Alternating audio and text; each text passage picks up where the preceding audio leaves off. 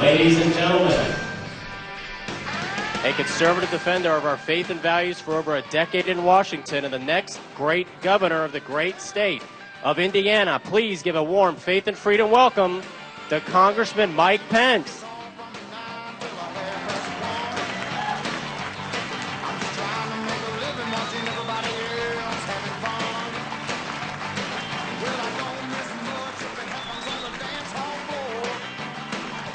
Wow. Travis Tritt and everything. Thank you for that. It's wonderful to be here. Y'all having a great conference? Sure sounds like it. I am terribly honored to be here. Thanks so much to your chairman, my friend Ralph Reed.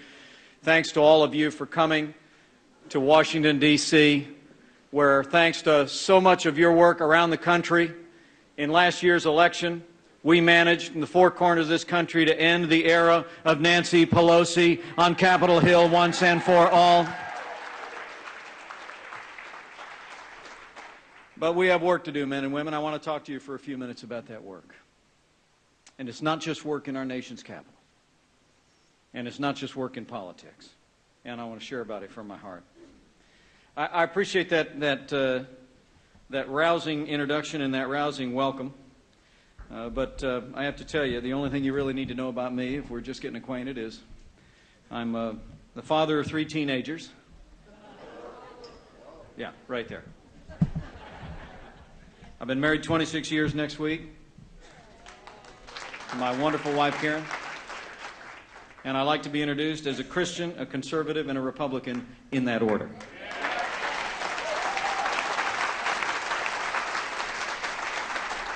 And as we'll make official at a little farm in my hometown in just about a week from tomorrow, I'm running for governor of the great state of Indiana in 2012. And I welcome your support and your prayers. It does kind of remind me of a story, though. A while back, an Indiana governor and the First Lady were in the back of the limo. They're speeding down the highway. They pulled into a gas station to get some gas. As the story goes, the gas station attendant came out, and as the governor looked on, the First Lady all of a sudden bounded out of the car, throws her arms around the gas station attendant. There's a kiss on the cheek, there's a hug, there's laughing, there's talking for about 5 or 10 minutes, lots of animated gestures, and then another kiss on the cheek, another hug. The First Lady gets in the back seat of the limo, and they speed down the highway. The governor looks at the First Lady and says, well, what was that all about? Right? First Lady says, oh, I'm sorry, I thought you were right. That was Dave. Remember Dave? My steady for 4 years in high school I went to the prom with? It's my old boyfriend Dave. And the governor said, oh, Dave. Wow. First Lady said, what do you mean by that? And he said, well, I was just thinking, what if you'd have married Dave? First Lady said, without missing a beat, if I'd have married Dave, he'd be governor.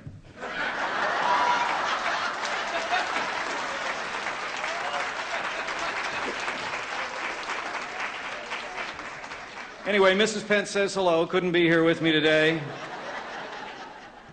That is her favorite joke. Look,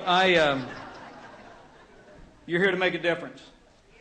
You're here to make a difference for our values. You're here to rally around everything that makes this country great, which is our faith in God and our freedom. And to roll our sleeves up and to recognize that we have work to do. Job 1. We managed to win a pro-family, common-sense conservative majority in the House of Representatives. We will not be done until we deliver the Senate and the White House to the Republican column in 2012. Because of you in the House of Representatives, we now have a majority that is able to vote to defend our country, defend our treasury, and defend our values. Since the first of this year, we've gotten a foretaste of what a true Republican Congress, a House and a Senate, could be. Republicans hit Capitol Hill. We voted to cut spending now. We voted to end the borrowing and the bailouts of the recent past. And House Republicans voted to repeal Obamacare, lock, stock, and barrel. But we need a Senate and a White House to finish the job. So step 1 of the process today is we have to elect a Republican majority in the United States Senate. We have to re-elect this courageous new principled majority in the House of Representatives. And I got to tell you, men and women, just as a rank-and-file Republican, it is absolutely essential that the Republican Party nominate a candidate who will stand for common sense conservative values without apology. That is the best prescription for victory on the national level in 2012. Okay, that's step one. You probably heard more than a few speeches about that today, and you got a few more coming. Probably a lot better than mine. Let me tell you step two that you might not hear. I really believe with all of my heart that the cure for what ails this country, the heartbreaking news about unemployment rising today around America, the fiscal crisis facing America, will not be solved in Washington, D.C. alone. For the Republic to be revived, for the Republic to survive, we must have a renewal of state-based constitutionalism in America. We must revive federalism in this country. You know, in his very first inaugural address, on the very first page, President Reagan, his first message to the American people on that day in 1981 was this. He said, it's important to remember that the federal government did not create the states. The states created the federal government. And his message to the American people was, the time has come to demand a proper recognition of the powers granted the federal government and those reserved to the states. Ronald Reagan was right 30 years ago. He is more right today.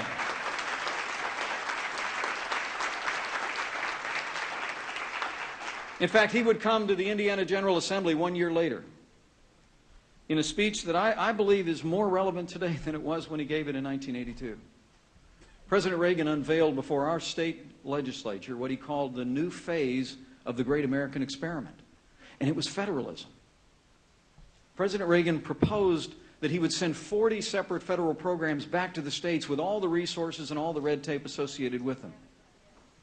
And I have to tell you, men and women, I've been in Washington, D.C. for 10 years, although it seems a lot longer. I've seen the battles. I want to say to you, it is vitally important that we send men and women of principle and conviction and common sense conservative values to the House and the Senate and the White House, but it is of equal importance that we win the battle on a state-by-state level for conservative victory in governor's offices and in state legislatures.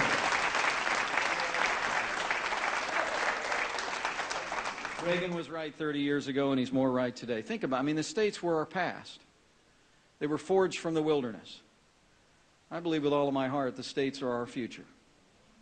If the Republic is to survive, it'll be the states that lead us back or not at all, in partner with the national government.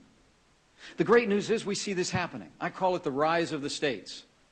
When Reagan gave that speech 30 years ago back in Indianapolis, Indiana, he pretty much received dial tone from state houses around the country. Nobody was talking about federalism. Nobody, after decades of expansion of the federal government into areas that were the purview of state legislatures, the leadership wasn't there. But think of the leadership we see around America today.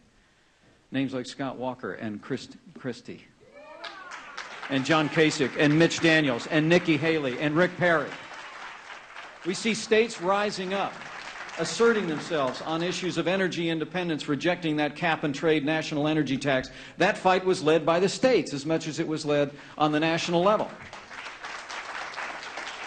Battling for the enforcement of our immigration laws, states are leading the way in a vacuum of federal leadership. And states are leading the way on ripping Obamacare out, root and branch, going to the federal courts and determining their own constitutional prerogatives. States are leading the way, men and women. And so we cannot be neglectful. We must embrace the rise of the states, encourage it. And as you leave here today, maybe it's a fresh thought, maybe it's not. But you come to Washington, D.C., and invariably people talk about Washington, D.C. But I would submit to you, our founders had a different view of this country. They had a view that the strength of this country rose up from a sense of divided power, of limited power at the national level. That the real strength of our nation rose up out of the most essential elements of government, which are the family, community organizations, religion, local government, state government, then the national government rests on top of that. Lastly, let me say one other thing I believe we need to do. To have a lasting victory for our values, we have to recognize that our present crisis is not just economic and political, but moral in nature. Like everyone in this room knows, at the root of these times should be a realization that men and women in positions of power have walked away from the timeless principles of honesty and integrity, an honest day's work for an honest day's pay, and the simple notion that you ought to treat the other person the way that you want to be treated. The truth is, we've got to get back to basics. We will not solve the crisis facing this country economically or politically by public policy alone. It will require public virtue. And that emanates out of the institutions that nurture the character of our people. We must again say yes to the institutions of the sanctity and preciousness of every human life, the sanctity of traditional marriage, and the importance of organized religion in our everyday lives.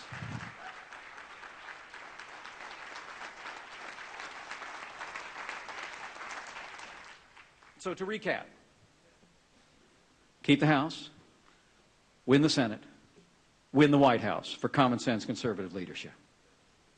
Number two, let's roll our sleeves up and make sure that we're giving equal energy as we leave this fair city and these white pillars to go home and find the men and women who are standing at the state level for the values that we cherish, and to work every bit as hard for them and for that for which they fight.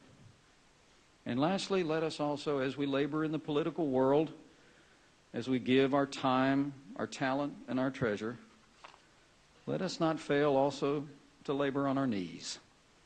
Let us not also fail to prevail upon Him who set this miracle of democracy on these wilderness shores. For I believe, as Americans have believed throughout the history of this country, if we shall succeed to prevail upon Him, I believe with all of my heart, the best days for my beloved Indiana and the best days for America are yet to come. So help us God. Thank you all very much. See you home.